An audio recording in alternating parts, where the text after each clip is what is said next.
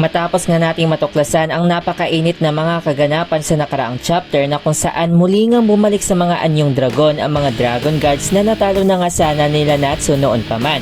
Subalit nang dahil nga sa dragonization na ginawa ng Signary Sister upang simulan na nga ang Dragon King Festival na mula nga sa pagsisimuno ni Ignia ay muli nga naging magsik ang mga ito. Kaya sabay-sabay nating alamin pa ang mga nakakakilabot na mga pangyayari sa chapter 164 ng Fairy Tail 100 Years Quest. Nang bumalik na nga sa anyong dragon sila Mercphobia at Celine ay mula naman dito sa Alchemist Guild ng Gold Owl ay unti-unti nga ring nababasag ang mga ice na nakabalot nga sa Gold Dragon God na si Vernes. Na ito nga ang huling dragon na natalo nila Natsu sa mga nakaraang chapter na available na po sa ating YouTube channel ang buong labanan nito.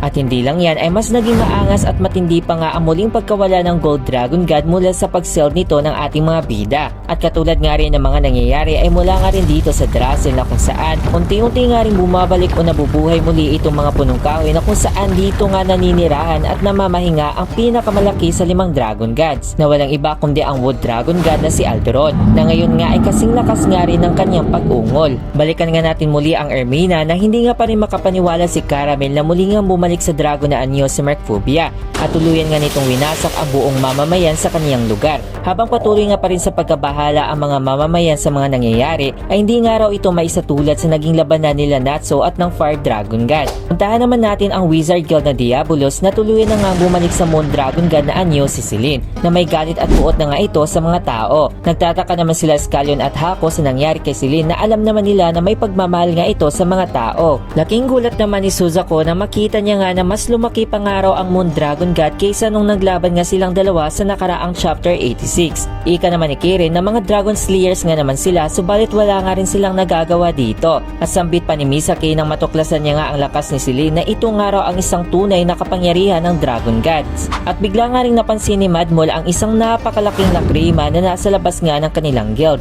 Mula naman sa kastilyo ng Fire Dragon God na si Ignia ay nihayag nga niya kina Natsu at Paris ang ginawa ni Dogramag na kung saan gumugol nga ito ng higit 100 taon upang maikalat nga ng Earth Dragon God ang kanyang mga ugat sa buong kontinente ng Giltina na ito nga ang tinatawag na The Great Labyrinth of Dogra na mapapanood niyo po mga kaibigan ang naging labanan ni Dogramag kay Natsu mula sa chapter 108 hanggang 117. Sa pagpapatuloy pang pahayag ni Ignia sa mga katotohanan ay wika pa niya na ang naging pagkalat nga ng mga ugat ni Dogramag ay naging resulta na muling bumalik nga sa dragon na anyo ang mga Dragon Gods at kaya nga rin gawin na dragons ang mga tao na bigla nga sinaso sa huling pahayag ni Ignia dahil ang gusto nga ni Ignia na gagawa nga siya ng mundo na kung saan ang mga dragons nga lang daw ang namumuhay na kasing kasalungat nga talaga ito sa gusto ng Moon Dragon God na si Celine. Tawang-tawa pang pahayag ni Ignia na katulad nga noong 400 nang nakalipas ay ini-imagine niya nga na halos mga dragons nga lamang ang siyang lumilipad sa buong kalangitan. Kahit pa man sa mga nakakakilabot na plano ni Ignia ay namangha naman ang Black Wizard na si Faris sa naging gusto nga ng Fire Dragon God. Kaya wika pa nito na wawasakin niya na nga lamang daw ang mga tao at mga dragons dahil ito nga raw ang bilin at hiling nitong kaliwang kamay ni Acnolodia. Dahil nga sa mga naging payag ni Faris at Ignia ay muli naman nagsalita si Natsu at wika pa nito na siya nga raw ang lalaban para sa mga tao. At kahit nadihado nga ang sitwasyon ay may kusa pa nga itong umiti. At sabing tatalunin niya nga sila Ignia na ang Fire Dragon God at Faris na ang Black Wizard. At nang mas gusto na nga sana ni Natsu na labanan ang dalawang kalaban ay nabigla na lang ang mga kasama nito na sila Lucy dahil sa sinabi ni Natsu na ngayon nga ay bumalik na nga ang ating bida sa Magia Dragon dahil sa tulong nga ito ng Maika ni Elipseria na maibalik ito sa kanyang mga kasama. Humingi naman ng tawad si Elipseria sa biglaang pagkuha niya nga kay Natsu at wika pa ng White Wizard na si Athena na dahil may emergency nga raw. Iniwika nga rin ni Natsu na may malaking nangyari nga raw sa kanya.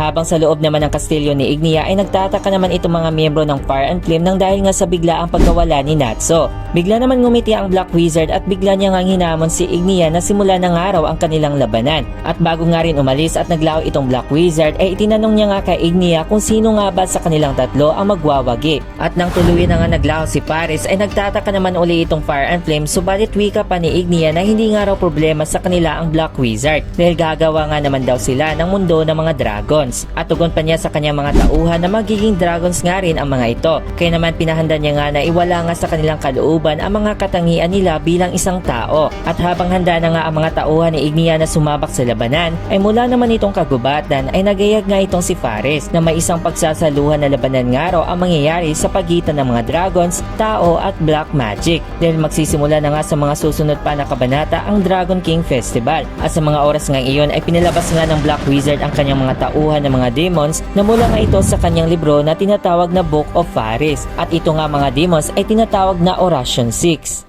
Abangan sa ating susunod na chapter review mga kaibigan. Sino nga kaya ang magwawagi sa malaking pasabog na labanan sa pagitan ng tao, ng mga dragons o ang kadiliman? At hanggang dito na lang. Maraming salamat po sa patuloy ninyong pagsuporta sa ating channel.